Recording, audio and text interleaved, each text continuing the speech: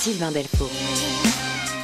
Les 15 et 22 mars 2020, vous serez plus de 44 millions à vous déplacer pour les élections municipales. La maire ou le maire reste l'élu préféré des Français.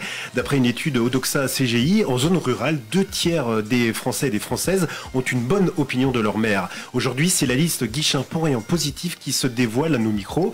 Michel Motel, bonjour. Bonjour. Daniel Leport, bonjour. Bonjour. Alors dans quelques instants, on va vous dévoiler l'un de vos colistiers. Alors on a dit figure emblématique, enfin l'une des figures emblématiques, il y en a d'autres bien sûr, de Guichain, de la vie locale en tout cas de Guichain-Pont-Rayon. Juste avant, j'ai quelques questions, on va dire purement de forme et politicienne. Michel Motel, vous serez tête de liste ?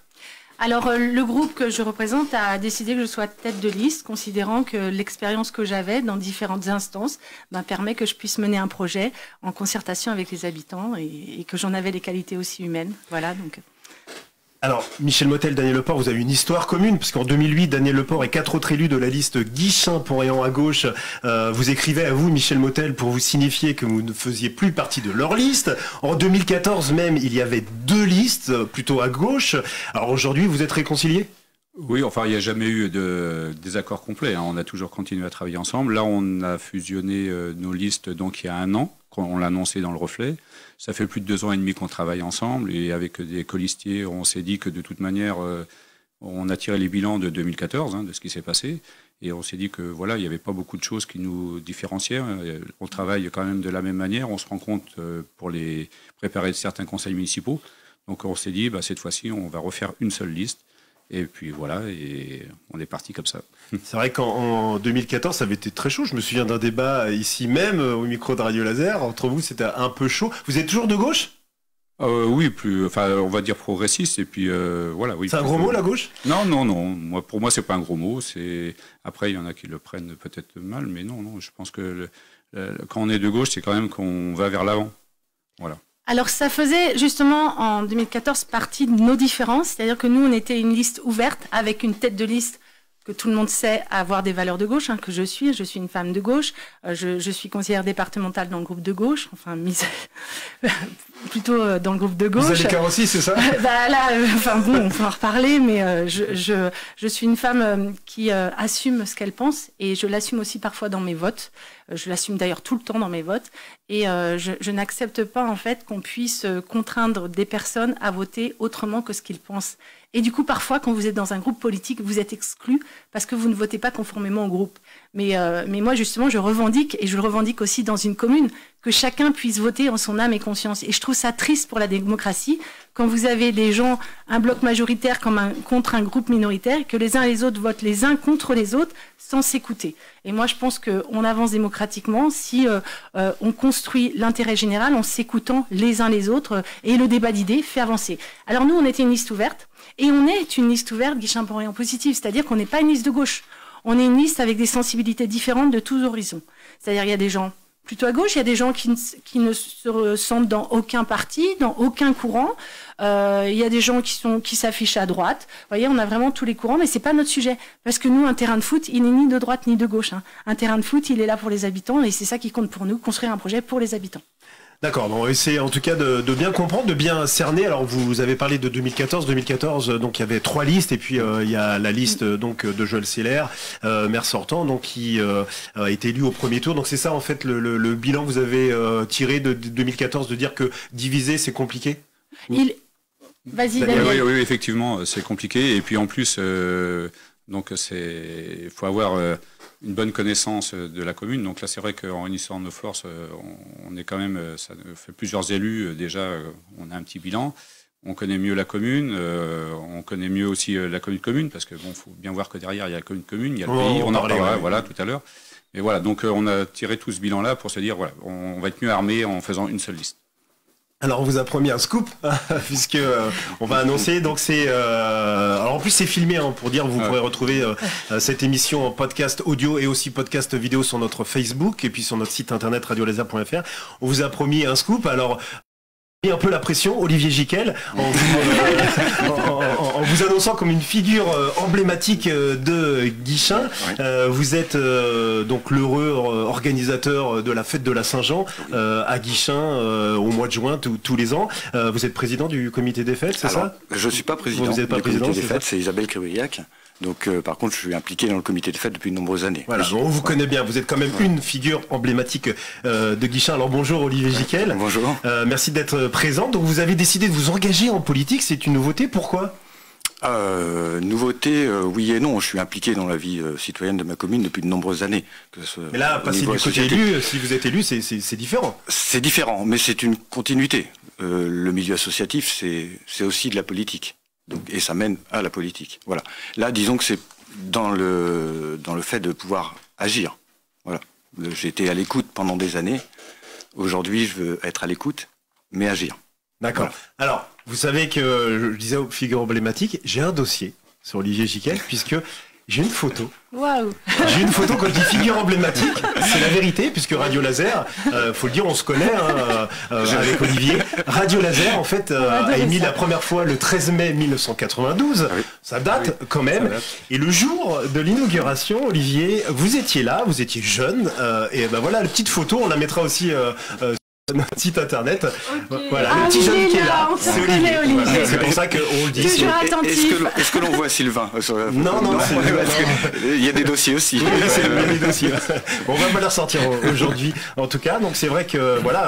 Alors Michel Motel, il y a aussi d'autres colistiers qui étaient avec vous en 2014, qui sont passés chez la concurrence entre guillemets. Oui, donc je vois que vous êtes bien informés. Alors ça, c'est du jeu politique national. Il y a des gens qui sont très proches du réseau En Marche et qui du coup, pour des raisons politiques, changent de bord. C'est leur problème, c'est pas le nôtre. Nous, on est là vraiment pour parler aujourd'hui de notre projet et surtout, vous voyez, Olivier, on a voulu qu'il soit là présent parce qu'en fait, il représente la majorité des membres qui constituent notre groupe, c'est-à-dire des gens qui représentent la société civile, qui représentent le milieu des associations, qui représentent pleinement les habitants, souvent des natifs de Guichen, qui ont vu évoluer cette ville et qui ont vu un fonctionnement qui ne leur convient pas. C'est-à-dire qu'ils sont en attente d'écoute des habitants, de vraie concertation. C'est-à-dire la vraie concertation, c'est on ne présente pas aux gens un projet une fois qu'il est décidé par des élus, on les associe en amont du projet et on construit vraiment le projet avec eux. C'est pour ça qu'Olivier nous rejoint. C'est parce que la méthode et le fonctionnement qu'on propose est complètement nouveau par rapport à ce que les sortants peuvent proposer. Alors, quand vous dites ça fonctionne pas,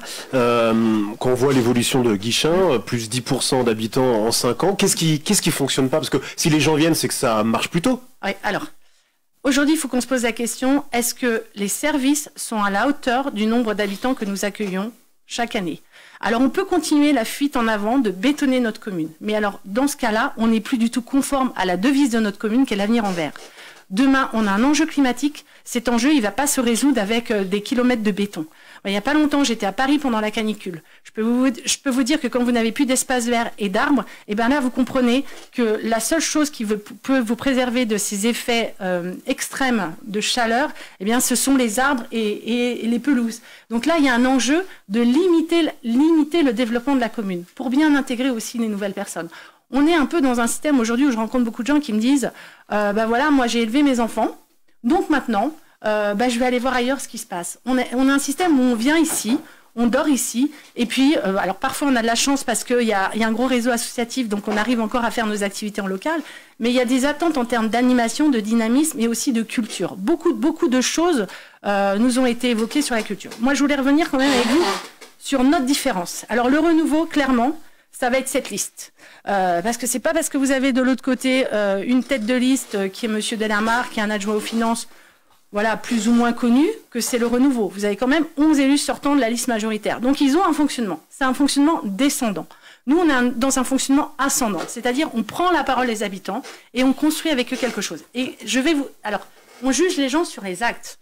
Et moi, j'aimerais vous dire que du coup, nous, cette méthode, on l'a déjà commencé, puisque depuis le 29 mars, je ne sais pas Sylvain si vous le savez, mais on a fait une réunion publique le 29 mars, une deuxième le 7 juin. Nous avons ensuite, le 20 septembre, fait une réunion avec les associations où on leur a restitué les idées des habitants. Et puis là, on va engager maintenant une démarche avec les commerçants. Et là, à partir de demain, nous serons présents dans l'espace public pour 5 rendez-vous. Donc la démarche, vous voyez, on est vraiment dans le côté ascendant, construire avec les gens.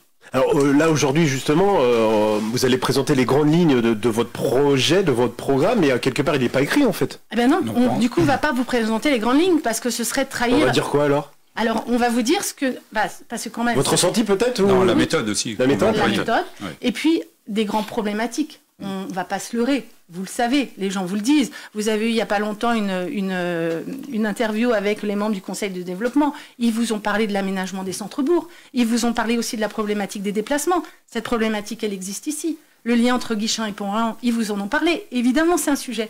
Rendre de la convivialité, remettre de la convivialité dans l'espace public pour que les gens aient envie d'aller dans les commerces locaux, aient envie de se rencontrer, envie de boire un verre et d'échanger, créer ce lien social.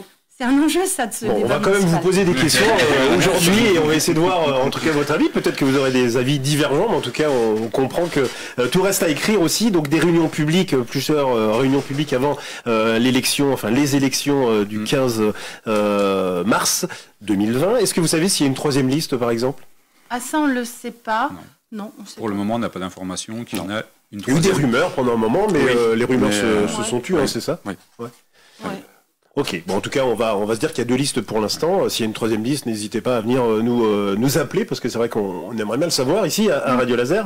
On va peut-être maintenant parler un peu d'agriculture, tiens, par exemple. Oui. Alors je sais que c'est compliqué, parce qu'on parle d'une commune, on parlera de la Comcom tout à l'heure, on parlera de culture aussi avec l'espace Galété, si vous le voulez bien. Oui. Transport en commun, vous en avez parlé un petit peu, aménagement, donc on en parlera aussi. Et puis bien sûr de la communauté de communes, parce que ça reste très important.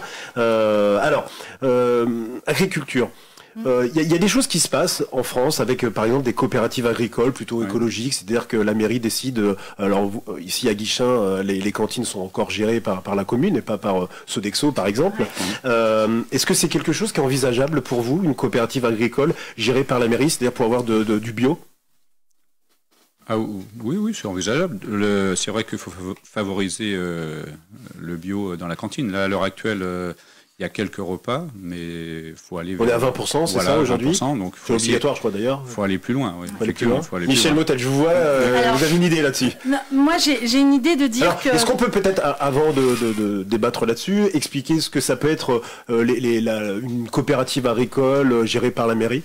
Oui, alors on voit en effet des dispositifs de régie municipale en fait où vous avez du maraîchage qui travaillent en lien. Donc, alors ça peut être des chantiers d'insertion d'ailleurs, des personnes qui sont en réinsertion dans ces chantiers, accompagnées par des agents municipaux. Et donc la production permet d'alimenter la cantine directement. Donc c'est vrai qu'il y a des expériences. Donc on mange local, on mange bio et en plus on mange de saison. Alors voilà. Alors sur la question du bio, alors évidemment, idéalement, on aimerait que tout le monde puisse manger bio. Aujourd'hui, on mange encore beaucoup de viande. Et ce qui coûte très cher dans le bio, c'est la viande. Donc il y a un sujet sur le grammage de la viande en fait dans nos repas. Limiter la viande permettra à tout le monde de manger bio parce que le légume finalement coûte beaucoup moins cher que la viande. En France, on a encore des difficultés avec cette majoritairement, on a des difficultés avec cette idée de se dire on n'a pas besoin de la viande à tous les repas. C'est quelque chose qui va avancer dans le temps. Hein. Vraiment, il y a de plus en plus de mouvements qui l'expliquent. La viande n'est pas nécessaire à chaque repas. On peut faire un repas sur deux en viande. Il y a des communes qui le mettent en place, qui mettent en place des menus végétariens. D'ailleurs, à la cantine, j'avais visité le restaurant scolaire du collège de Guichen et ils sont complètement dans cette démarche. Mais vous avez un cuisinier qui, lui, est militant de cette démarche. Donc, il sait cuisiner les produits, leur donner des saveurs, utiliser les épices pour que ce soit très agréable à manger et que du coup les enfants ne se rendent pas compte qu'ils sont en train de manger des légumes dans le gâteau au chocolat. Par exemple, elle me disait qu'elle mettait de la betterave dans le gâteau au chocolat pour faire manger de la betterave aux enfants. Ils se rendent pas compte qu'ils sont en train de manger de la betterave. Donc voilà, il y a tout aussi une technicité à apporter aux cuisiniers pour que ça fonctionne. Ça, c'est la première chose. Et il y a aussi les produits locaux. Moi, je crois. Oui, parce qu'on peut dire c'est bio, mais ça peut être aussi de l'agriculture raisonnée, par exemple. Aussi, les agriculteurs du coin, là, si on veut les faire avancer dans leur démarche d'utilisation notamment des pesticides, il faut aussi qu'on soit en contrat de confiance avec eux. C'est-à-dire, OK, on ira chercher les denrées le plus proche possible si vous respectez notre cahier des charges. Ça, c'est une concertation à mettre en place, il y a un dialogue à mettre en place. C'est pas imposer les choses, c'est faire comprendre que nous, on veut aller vers de moins en moins de pesticides dans l'alimentation parce qu'on pense que c'est pas bon pour la santé, que c'est pas bon non plus d'avoir de l'eau qui est contaminée par les pesticides. Donc, on sera dans une démarche contrat confiance. Voilà, c'est la méthode qu'on mettra en place. C'est vraiment appliquer la transition écologique aussi. C'est quelque chose qui nous rejoint tous, et notamment sur Guéchapon. Donc ça va des sujets comme la cantine, du local, et tout ce qui est écologique sur la commune. En fait, on ne peut pas opposer les agricultures. Parce qu'en fait, il y a un système qui existe, et il faut faire avec, il faut le faire évoluer, mais on ne peut pas changer du jour au lendemain. Voilà, sans parler de régie municipale, coopérative agricole gérée par la commune. Et il y a aussi des maraîchers, par exemple, il y a un marché bio à Guichin, la ferme du Petit Bonhomme. Tout à fait, et on peut les faire travailler localement. Vous voyez, c'est ça, en fait, il y a aussi l'EHPAD, donc on peut aller chercher, pour inciter les agriculteurs locaux à évoluer dans leurs pratiques, il faut qu'on soit en accord avec eux sur qu'est-ce qu'on attend d'eux. C'est pas hypocrite ce qu'on dit, parce qu'en même temps, nous, notre programme, vous verrez, quand il va sortir, il y aura quand même un gros volet environnemental. Parce qu'on évaluera toutes nos actions sur le plan environnemental. Quel impact ça a? Donc, mais on n'est pas, je veux vous dire, on n'est pas des écologistes. On n'est pas dans la notion du punitif. On est dans la notion de montrer par l'exemple que ça fonctionne. Donc, vous voyez, un petit peu comme le maire de Languette. Ah, tiens, on y va, parce que j'avais une autre question là-dessus. Non, mais je vous devance. Le maire de Languette, aujourd'hui, il est dans un système un peu punitif avec l'arrêté. Mais il n'était pas comme ça au départ. C'est-à-dire que quand il a fait sa cantine bio, il a fait la cantine bio pour sa commune, une toute petite commune, mais en faisant en sorte que les gens ne voient pas la différence sur le coût. Le prix des repas est resté le même. Donc les gens, finalement, ils ont considéré que c'était pas punitif. Et puis, finalement, ils ont progressé dans leur démarche. Et puis, ils ont commencé à consommer bio aussi à la maison. Voyez. Alors, on va parler de la démarche du maire de Languette. Vous parliez des premières actions. Il est dans l'économie sociale et solidaire depuis très longtemps aussi. C'est vrai que là, aujourd'hui, avec l'arrêté donc anti-pesticides, il est plus dans l'interdiction, donc ce qui fait débat quelque part, pas sur le fait d'interdire mais le fait d'interdire sur sa commune. En plus, voilà, il y a des questions de forme. Mais là-dessus, par exemple, est-ce qu'on n'a pas besoin aussi d'être dans les deux, c'est-à-dire dans l'éducation et puis aussi dans le punitif, en tant qu'élu, de prendre des vraies décisions, même si ça fait mal, même si on se fait taper sur les doigts? Je vais vous répondre sur ça parce que je connais très bien le maire de Languette, Daniel Cueff, puisque je l'ai soutenu dans une élection qui était les élections régionales. Donc c'est vraiment quelqu'un avec qui je suis très proche. Mais voilà, il m'a expliqué pourquoi il en est arrivé là. Il en est arrivé là parce que la concertation avec les agriculteurs qu'il avait engagés depuis des années... C'était quoi la liste à l'époque? C'était Oui la Bretagne. Oui la Bretagne, c'est ça. Et la concertation, j'ai été sur cette liste d'ailleurs pour lui. C'était pour lui, c'était juste pour lui. C'était pour le soutenir parce que c'est un homme bien qui est un pragmatique, qui montre par l'exemple qu'on peut changer les choses sans dépenser des sommes folles. Eh bien, Daniel Cueff, il m'a expliqué, parce que je lui ai dit pourquoi c'est arrêté, Daniel. Eh bien, il avait engagé une démarche de concertation, de discussion avec les agriculteurs depuis des années. Et c'était bloqué. Ça fonctionnait pas. Et donc, à un moment donné, il n'a plus le choix. Nous, on n'en est pas là, nous. Nous, on n'est même pas encore élus. Et nous, on veut justement engager une discussion. Et moi, je suis convaincue que le réseau des agriculteurs que nous avons ici est prêt à discuter. J'ai déjà commencé à discuter avec certains. Et d'ailleurs, les uns et les autres savent que, à un moment donné, il va y avoir des lois qui vont arriver, qui vont faire qu'on va en utiliser de moins en moins. Moi, je siège, en tant que conseillère départementale, je siège dans différentes instances. Je siège dans la commission locale de l'eau. Et l'année dernière, en novembre, il y avait un rapport de la commission locale de l'eau sur l'état de nos cours d'eau, ici sur le bassin versant-Vilaine, qui expliquait qu'on a toujours plus de pesticides, de fongicides dans l'eau, qu'on vend toujours autant de produits intrants. Et alors que l'État met beaucoup d'argent justement pour qu'on aille vers une autre pratique. Donc à un moment donné, cette eau, on la consomme. Quand on voit faut être clair, c'est un problème de santé publique. Il ne faut pas se mentir. Là, dans le journal aujourd'hui dans Ouest France, on parlait, je ne sais pas si vous l'avez lu, il y avait un article sur les fongicides. Et des scientifiques qui disaient, oui, il y a un effet sur la santé. Après, c'est un combat d'experts. Donc, il y a un sujet. Nous, on le dit aux agriculteurs, on aura une discussion avec vous sur un très long terme, pour réussir à avoir un accord, un contrat de confiance, pour pouvoir acheter vos produits. C'est ça, le jeu, il est là, c'est contrat confiance. Le fond, c'est pas d'imposer les choses. Voilà. On reste persuadé que d'impliquer les gens dans une réflexion, c'est la meilleure façon pour qu'elle soit appliquée. Mais quand ça bloque comme ça bloquait à Languette? Pour le coup. Là, c'est le politique qui doit prendre le pas. À Langouette, je pense qu'il a pris une décision qui dépasse le cadre d'une commune. Donc, et je pense que c'était pour. Il a peut-être pas pris au départ pour ça. C'était pour alerter, je pense. Ça s'est laissé. Même le président Macron en a parlé. Donc, je pense qu'à un moment donné, les médias ont fait mousser un petit peu la sauce. Mais moi, je reconnais son courage à Daniel Coeuf, parce qu'il y a une forme de courage quand même dans ce qu'il a fait, parce que ça permet de mettre ce sujet dans le débat public au niveau national. Et c'est bien qu'il y ait des gens courageux comme lui pour l'avoir fait. Voilà, c'est... Reste qu'aujourd'hui, la justice a validé justement 2 arrêtés semblables dans la commune de Sceaux et de Gennevilliers. Val d'Oise, j'ai vu, Si vous n'arrivez pas à négocier, à faire effectivement que les agriculteurs changent leurs pratiques, est-ce que vous irez jusque-là, vous aussi, à mettre en place un arrêté au sein de la commune de Guichen? Et pour l'instant, on va quand même, avant de vous dire ce qu'on fera, c'est de commencer une négociation. On ne peut pas vous dire... parce que nous, il faut vraiment que vous compreniez notre méthode, et on va pas inventer ce qu'on vous dit. On est vraiment dans le dialogue. On ne peut pas vous dire déjà ce qu'on va faire dans 5 ans alors qu'on n'a même pas commencé à discuter, qu'on n'a même pas vu quels sont les freins et les leviers. On voit quand même que là il y a des arrêtés. On voit aussi à Gonesse repas, je ne sais plus quand, repas City qui a été interdit hier, récemment en tout cas. Donc ça veut dire qu'à un moment donné il faut aussi porter les choses devant la justice pour aller plus vite, pour alerter aussi quoi. Oui, mais si un jour c'est nécessaire, on saura ce qu'on a à faire. Mais avant on aura associé tous les acteurs locaux sur le sujet, parce que ça aussi c'est notre méthode. C'est de se dire, être à l'écoute, c'est quoi? C'est être à l'écoute des habitants, des commerçants, des agents municipaux, des entreprises, des associations, des entreprises. Voilà. Et ça, ce dialogue, on le fait tous ensemble. Il faut pas diviser les gens. Nous, ce qu'on cherche, c'est à rassembler les gens. Au contraire. Voilà. Et tu reviens sur les habitants, c'est très bien, parce que c'est justement, avant de prendre ce genre de décision ou d'aller plus loin, c'est les habitants qui doivent être entièrement concertés. Oui. On peut pas décider à peu de personnes d'aller dans cette action-là. Voilà. Il faut vraiment que les habitants soient avec nous. Okay. Alors, il y a quand même une contrainte complémentaire aussi pour une commune, c'est qu'il y a les marchés publics. Et donc, il faut que ça rentre dans les marchés publics. Donc, il y a cette contrainte-là qu'il ne faut pas oublier non plus. Oui. En tout cas, nous, on va parler aussi, là, on parlait d'écologie pure avec l'agriculture, mais on peut parler aussi d'aménagement, de pistes cyclables, parce que ça, j'ai vu sur votre Facebook, c'est un de vos credos. Pistes cyclables entre Guichen, Pont-Réan. Vous le savez, pour ceux qui ne savent pas, Guichen, Pont-Réan, c'est une seule et même commune. Et il y a 3 kilomètres à peu près entre les deux. Et pour y aller... à vélo, faut être balèze parce qu'il y a la côte de Pont-Réan, mais faut avoir envie aussi, pour aller à la gare aussi, il faut vraiment avoir et être téméraire quelque part.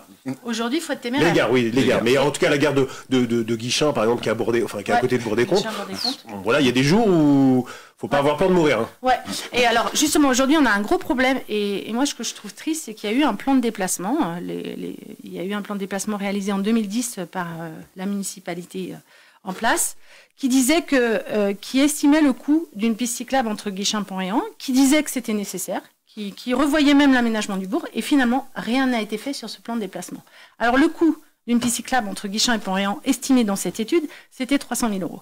300 000 €, est-ce que c'est énorme pour une commune comme Guichen? Alors, quand vous voyez je vous pose la question, Michel Boutel. Non. Pour une commune comme Guichen, c'est rien. Je pourrais vous parler d'autres investissements. Par exemple, le budget...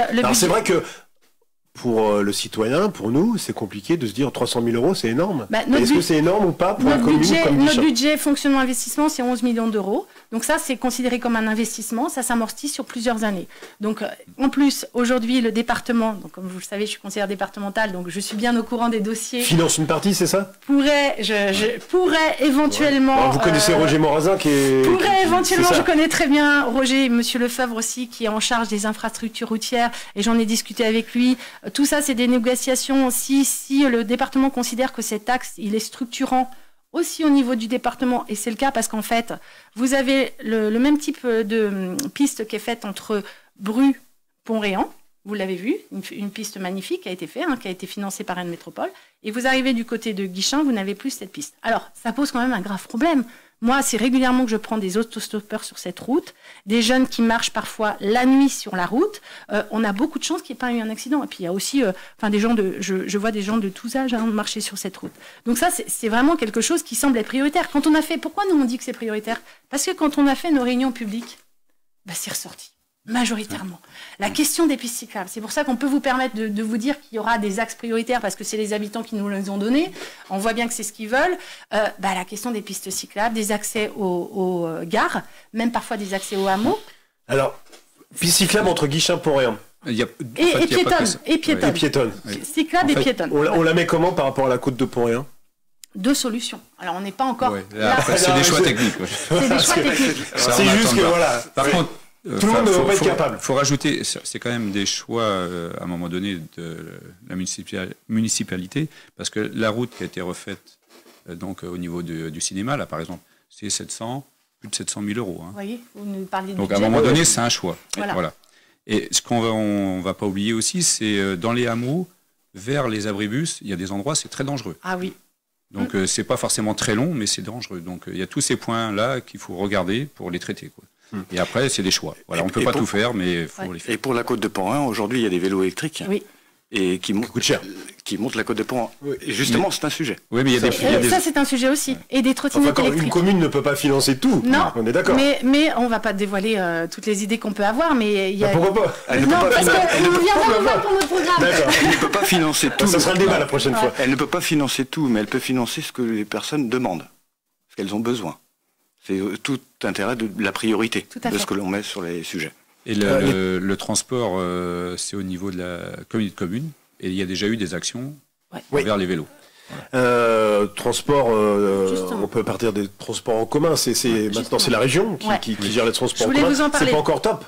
Je voulais vous en parler du transport, parce que il y a un sujet avec Rennes Métropole. On a un sujet avec Rennes Métropole, parce qu'en fait, on a aujourd'hui... C'est quoi, c'est le réseau Star? Oui. Il y a un sujet, parce qu'en fait, là, les habitants nous expliquent aussi... Ça fait 30 ans que c'est un sujet. Oui, c'est un sujet. Alors, en fait, mais les choses ont évolué. En fait, les habitants de Pont-Réan nous l'ont clairement dit, on le savait, on l'avait déjà identifié depuis 2008. Le bus de Rennes Métropole fait demi-tour sur le parking du cimetière de Pont-Réan, ne prend pas de voyageurs et repart. Exactement. Hyper frustrant pour nous. Alors, il y a des gens, il y a des habitants qui pensent que pour cette raison-là, il faut adhérer à Rennes Métropole. Alors moi, je vais être claire sur ce sujet. Si les habitants veulent qu'on adhère à Rennes Métropole, ce sera le choix des habitants. Mais il ne faut surtout pas adhérer à Rennes Métropole juste pour la question des transports. Ce serait une erreur. Parce que quand vous prenez... cher, je crois, après, pour les transports, non? Il n'y a pas que ça. Il y a beaucoup d'entreprises qui sont pas dans Rennes Métropole, qui sont hors Rennes Métropole pour éviter de payer la taxe transport. Et puis quand vous prenez la question du transport de façon isolée aussi, vous récupérez aussi d'autres contraintes, notamment des contraintes urbanistiques. Nous, on veut un développement urbanistique modéré. Mais on ne peut pas comprendre, enfin, pour un citoyen, on ne peut pas comprendre. Je vous donne un exemple. Avant, c'était Ilinou, maintenant c'est Bresgo. Mais le car qui partait de Rennes, qui arrive à Guichen le matin, ne prenait aucun voyageur à Bru, alors qu'il y a des Brusois qui aimeraient venir, par exemple, travailler. On peut pas le comprendre, ça. Même si c'est mais c'est parce que le matin, c'est Bresgo, et donc, il est nous à l'époque et tout.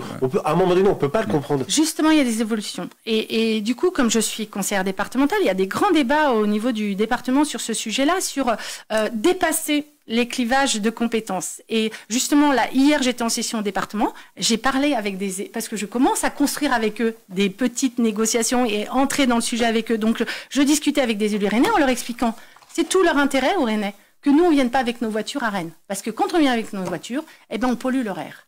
Les Rennais sont très sensibles à la question de la qualité de l'air. D'où l'idée, faisons des partenariats aussi, faisons des conventions sur la question du transport. Nous, on n'a pas envie d'adhérer à Rennes Métropole juste pour la question de transport. Par contre, on a besoin de transport et c'est l'intérêt des Rennais. Donc, mettons-nous d'accord autour de la table. Je commence déjà ces négociations de façon officieuse. Mais quand nous serons élus, ça deviendra officiel. Vous voyez, l'avantage d'être élu comme je suis aujourd'hui, et ce n'était pas le cas en 2014, au département, c'est que j'ai beaucoup de portes d'entrée, j'ai beaucoup de réseaux, parce que même si on m'a mis de côté au département, vous savez, je suis toujours en très bonne relation avec tous les élus du département, il n'y a aucun problème. Donc aménagement, transport en commun, on voit que vous avez aussi des idées, mais vous écouterez les Guichenais et Pont-Réanais et Guichenaises et Pont-Réanaises. Alors la Comcom, tiens, on va en parler parce que ça c'est un sujet très important, le temps tourne. La Comcom, est-ce que c'était une erreur, Michèle Mottel, je parle à Michèle Mottel parce qu'elle est élue communautaire, mais est-ce que c'était une erreur, et je vais vraiment vous demander d'être franche sur le sujet, de sans langue de bois, je le sais que vous l'êtes, mais là c'est compliqué quand même à prendre position, mais est-ce que c'était une erreur de faire cette Comcom, parce qu'on voit qu'il y a 3 pôles, et on voit que certains élus n'ont pas encore dépassé en fait la vision communale. Les 3 pôles, je vais les rappeler quand même, c'est Guichen, c'est Guipry-Messac et c'est Val d'Anast. Ouais. Alors moi, je suis pas langue de bois, vous savez, je dis toujours ce que je pense. Et je pense que ce n'est pas une erreur. Parce que je pense que c'est intéressant d'avoir une locomotive qui est Guichen et qui derrière a un mais territoire... ça plaît pas. Oui, mais la locomotive, elle doit pas... Je veux dire, la locomotive, elle tire les wagons... Là, mais vous dites parce que vous êtes sur Guichen. Non, mais c'est pas ça. Mais moi, la locomotive, elle doit pas imposer aux autres. Mais Moi, il y a 3 locomotives aujourd'hui, justement. Ouais, oui, mais il y a la... Oui. Mais alors, si Guichen, parce que la question, elle est là. Vous me posez la question, Sylvain... Pourquoi Guichen n'est pas parti à Rennes Métropole? Pas du tout. Non, pas du tout. Non, la parce qu'il y question avait 2 choix à l'époque. Hein. Oui, exactement. C'était Rennes Métropole ou c'était ça. Exactement. Non, l'erreur, c'est pas forcément que Guichen aille vers, on va dire Rennes, mais c'était plutôt de se dire que ces 3 pôles, aujourd'hui, on a l'impression que il y a quand même des élus, alors à Guy-Primessac, des élus à Val-d'Anas, en tout cas aux alentours de ces pôles, qui ont mal digéré le fait d'être à Guichen et que Guichen soit leader, que Guichen ait la piscine, que Guichen, etc. Enfin, mais je vais vous répondre à ça. C'est une question d'ego d'élus. Il va falloir qu'on dépasse ça. Moi, aujourd'hui, en tant que conseillère départementale, je suis en train de soutenir des listes sur toutes les communes pour leur parler d'intérêt communautaire. C'est quoi l'intérêt communautaire? Est-ce qu'il est intéressant pour toutes les communes d'avoir une piscine à Guichen? Là, je vous dis, à Guichen ou ailleurs. Hein. Oui, c'est intéressant. Pourquoi? Parce que c'est un pôle d'attractivité touristique. Ça amène aussi des entreprises à s'installer autour. L'entreprise, c'est de l'impôt pour notre communauté de communes. Donc, il faut arrêter de raisonner par rapport à son clocher. Et aujourd'hui, on a des élus qui sont dans un vieux système parfois, qui sont en fait... mais on a dépassé ça, hein, ça a été très dur au début, mais aujourd'hui, vraiment, on a progressé sur la notion d'intérêt communautaire. Mais il faut être juste aussi dans la répartition des investissements. S'il y a des élus qui aujourd'hui ne sont pas contents, c'est parce qu'ils considèrent qu'on investit un petit peu trop sur le bassin de vie de Guichen par rapport à des investissements sur le bassin de vie de Guy-Primessac ou de Val-d'Anast. On a tous à gagner à dépasser cette notion « je suis élu de ma commune ». Non, moi je suis élu de la communauté de communes et je pense que l'intérêt de l'habitant qui habite à Val-d'Anast, il va dans le sens de l'intérêt de l'habitant qui habite à Guichen. Parce que voilà, on est mobile aussi sur une commune et je suis en plus vice-présidente à la communauté de communes en charge de l'enfant jeunesse. Et je peux vous dire qu'en termes d'innovation, j'ai découvert des choses très intéressantes sur le bassin de vie de Val-d'Anast qu'il n'y avait pas sur notre territoire de l'Axor. Oui, parce que c'est un ZRR, enfin c'est une zone de revitalisation rurale. Notamment sur la question d'un centre socio-culturel. Moi, j'ai découvert ce qu'était un centre socio-culturel. Le Chorus, j'aimerais qu'on en ait partout. Ah oui, je sais qu'on va en parler, Michel Motel du Chorus. Vous adorez le Chorus. C'est génial. Et Daniel Leport, vous êtes donc élu minoritaire à Guichen, vous n'êtes pas élu communautaire. Si, je suis élu communautaire. Voilà. Et en fait, ce qu'il faut bien voir, c'est que la fusion qui a donné VHBC, à la base, les compétences n'étaient pas les mêmes entre les différentes communes. Hein. Guichen, il y avait très peu de compétences mises en commun, alors que sur Val-d'Anast, beaucoup de compétences ont été mises en commun. Et cette différence, 6 ans après... L'enfant jeunesse, par exemple, qui était au niveau communal à Guichen, et voilà, Axor, anciennement, et par contre, qui était déjà communautaire sur Val-d'Anast, entre autres. Voilà. Et donc, 6 ans après, ça n'a pas beaucoup progressé. Il y a des choses qui ont progressé, hein. Il y a eu du travail de fait, parce que fusionner des communes, c'est très compliqué. Hein. Oui. Et donc, le prochain mandat, je pense qu'effectivement, il faut que ça aille plus loin. Qu'il y a des choses vraiment, que le fonctionnement s'améliore et qu'on dépasse les clivages ex-commune. Parce qu'en fait, c'est un peu ça, il y a des clivages encore entre les ex-communes. Et alors, vous parliez alors, je n'ai pas dit que c'était une erreur, moi je n'ai pas forcément d'avis, je ne suis pas là pour donner mon avis, mais le bassin de vie de Guichen, autour de Guichen, on va être franc quand même, il est plutôt vers Rennes que vers Val-d'Anast. Oui. 70%, 71% exactement des Guichenais et autour travaillent à Rennes et ne travaillent pas à Val-d'Anast. Donc ça veut bien dire qu'on va plus vers Rennes que vers Val-d'Anast. Ok. Alors, sur ce sujet-là, moi je pense qu'en fait, je voudrais revenir sur ce que tu disais, Daniel, on a fusionné des communautés de communes qui avaient des visions différentes. C'est vrai. On avait l'Axor, qui avait une vision, et je pense que ceux qui écoutent et qui sont ex-Axor vont hurler quand je vais dire ça, mais je suis pas langue de bois. Ils avaient une vision de guichet, c'est-à-dire que les communes, elles venaient à la communauté de communes, elles avaient peu de projets en commun finalement, et en fait elles venaient chercher de l'argent pour faire des projets en local. À côté, vous aviez Val-d'Anast, qui était totalement l'opposé, c'est-à-dire ils ne recevaient rien de la communauté de communes, par contre ils mettaient toutes leurs compétences en commun. Et c'est pour ça qu'on avait des grands projets qui sortaient sur des territoires très ruraux et plutôt pauvres, comme un centre socio-culturel, une politique culturelle, une politique aussi autour de la musique, enfin plein de projets qui étaient en lien avec le service aux habitants. On a réussi à avancer sur tout ça. C'est-à-dire qu'on est sorti de la politique de tiroir-caisse, tout le monde a quelque chose maintenant, on diminue petit à petit ce qu'on reçoit les uns les autres, de façon à pouvoir enfin mener des vrais beaux projets communautaires. Et on en a des projets à mener. On a dans les tiroirs un stade d'eau vive. Ça fait un bout de temps qu'il est dans les tiroirs et qu'à un moment donné, il va certainement ressortir. Il sera où? Alors, je vous dis pas où il sera, parce que mais c'est dans les tiroirs, on en a déjà parlé. Mais ça, c'est pas un projet qui se porte au niveau d'une commune. Évidemment que c'est au niveau d'une communauté de communes. Et pourquoi c'est important pour une Comcom? On peut comprendre que si c'est encore du côté de Guichen-Pourerran, d'autres élus, d'autres communes puissent à un moment donné se dire bon, c'est bon, il y a la piscine qui sera Guichen. Voilà, on peut comprendre quand même, non? Ouais, mais si de l'autre côté, on accompagne aussi des projets sur les autres bassins de vie. Aujourd'hui, il y a un collège à Guy-Primessac. Faut accompagner les infrastructures autour de ce collège. Aujourd'hui, à Val-d'Anas, ils ont besoin d'une salle de sport. Faut accompagner la création d'une salle de sport. Vous voyez, il faut répartir correctement les enveloppes d'investissement pour pas que les élus aient l'impression que ça va toujours dans le même sens. On arrive à dépasser tout ça. Ça a pris du temps, mais je peux vous dire, j'étais les mains dans le cambouis avec eux, donc j'ai bien vu que c'était compliqué au départ. Et moi, j'avais des grandes ambitions au départ. Puis finalement, j'ai réduit la valeur, et quand je fais le bilan, finalement, je trouve qu'on a avancé. Parce que là, j'ai encore réussi à sortir le sujet du relais relais intercommunal d'assistante maternelle parents-enfants pour toutes les communes, alors qu'au départ c'était cloisonné, il n'y avait que le Chorus qui avait ce dispositif. Voilà. En fait, il y a quand même une histoire. C'est vrai que le territoire de Guichen, les communes sont assez grosses, donc ça va amener ce fonctionnement. Il n'avait pas besoin de fusionner certaines activités entre eux. Alors que le territoire Val-d'Anas, les communes sont quand même, le territoire est différent, les communes sont plus petites, ils n'avaient pas les moyens. Donc ils se sont mis ensemble pour faire quelque chose. Voilà, l'histoire elle est là. Donc maintenant, il faut aller plus loin. Pour en revenir à la question, est-ce que c'était une bonne chose? Peut-être qu'effectivement, l'Axor aurait pu rester seul, parce que je pense que, voilà, pourquoi pas. Il y a eu des choix de fait. Parce oui, puis il y a peut-être Van Bretagne qui est parti ailleurs. En fait. Oui, voilà. Au début, qui disaient on va aller à Guichen, puis d'un coup, ils sont. Et puis c'était Guy Primessac aussi. Voilà. Les choix ont été faits. Oui. Voilà. Aujourd'hui, il faut regarder. Travailler au-delà. Mais justement, sur l'avenir, c'est la prise de compétences. Cette Comcom, et c'est pour ça que je pense qu'il fallait élargir notre territoire. Cette Comcom, elle prend de plus en plus de compétences. Là, elle a pris la totale compétence développement économique, mais aussi tourisme. Là, bientôt, on va parler de l'assainissement. On a reculé l'échéance, mais à un moment donné, il faudra qu'on tranche ce sujet. On a pris la gestion des milieux aquatiques. Enfin, on monte en puissance. On ne pouvait pas rester tout seul.